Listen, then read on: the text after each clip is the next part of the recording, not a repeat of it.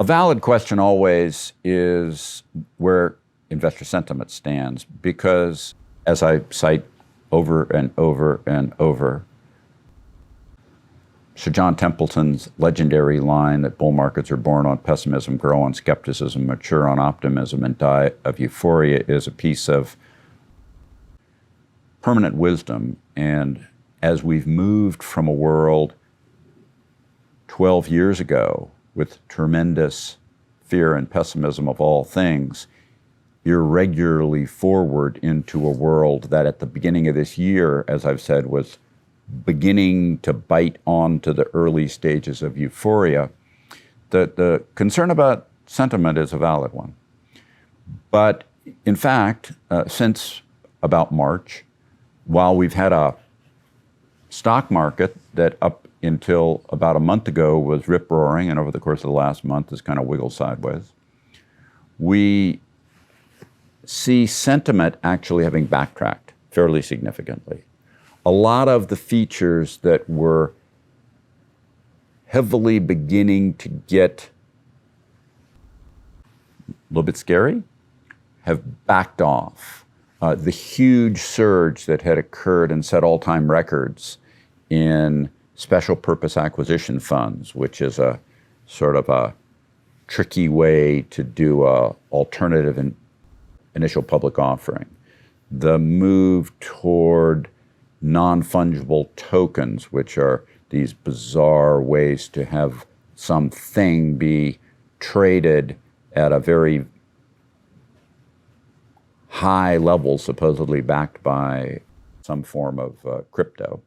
And crypto itself in the spring spiking to record pricing.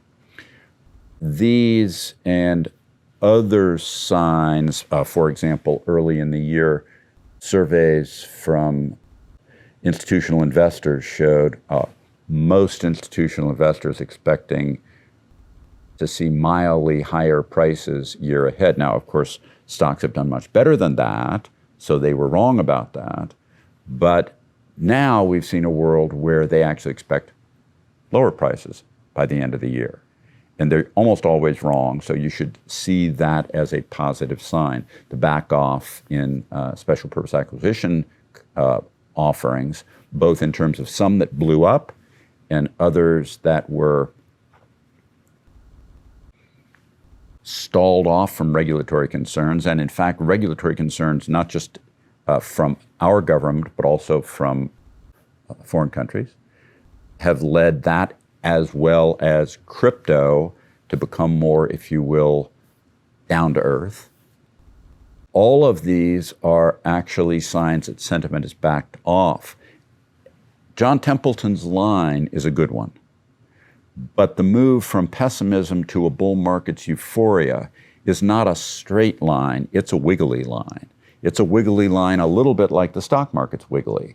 And what we've had since March is that wiggling back into an area that's now clear optimism, but we're clearly not at euphoria. We've got numbers of things that people wrongly associate with fear. A fear, for example, about what's gone on in Afghanistan, which is a true human tragedy. It's a humanitarian tragedy, but it's the kind of thing that doesn't really impact capital markets. Capital markets just don't. Capital markets are cruel, mean, non-caring, and literally things like that. We have a very long history of them in different forms. Markets don't care about that.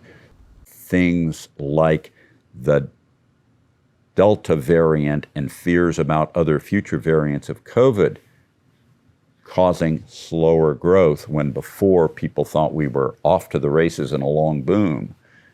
This also was an optimism that was always a false optimism because, as I've said from early in the year, what we really did was had a fairly strong upturn that was moving us back toward normalcy. But then we hear people say, and there's some validity to it, that what's gone on with COVID has put restrictions in varied ways, in varied places, that has impacted some of the small retailing, some of the hospitality industry, negatively impacted some other parts of travel, and that's all true. But those features, all of them in aggregate, are a tiny, tiny, small percentage of the US or global stock market, ranging in the area of about 2%. That is, that which is impacted is 2%. So that tells you why it is that those things which get a lot of attention in media don't have any real ripple over effect into the stock market. These features have moved us back into what I would call an area where sentiment now, having wiggled backwards a little bit from where it had been, now has room to run as we move into the next leg of this long bull market. Subscribe to the Fisher Investment YouTube channel if you like what you've seen. Click the bell to be notified as soon as we publish new videos.